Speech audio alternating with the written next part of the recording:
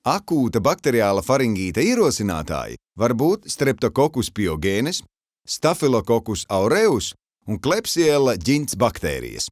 2024. gadā veiktajā pētījumā tika salīdzinātas 3 dažādas lokāli pielietojamas ārstēšanas metodes, ņemot vērā to ietekmi uz baktēriju skaita mazināšanos kaklā pacientiem ar akūtu faringītu. Sūkājamajām tabletēm pēc vienreizējas lietošanas bija minimāla ietekme uz baktēriju skaita pārmaiņām. Vienreizēja izsmidzināma šķidruma aplicēšana uzrādīja labākus rezultātus, bet bija mazāk iedarbīga nekā skalošana ar furasolu.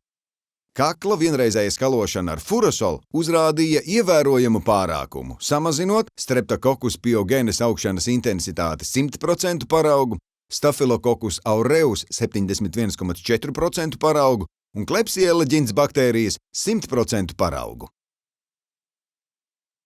Šķīstošais furagīns izjauc baktēriju metabolismu un nukleīnskābju sintēzi, izraisot šūnu membrānas iziršanu un baktēriju bojāeju.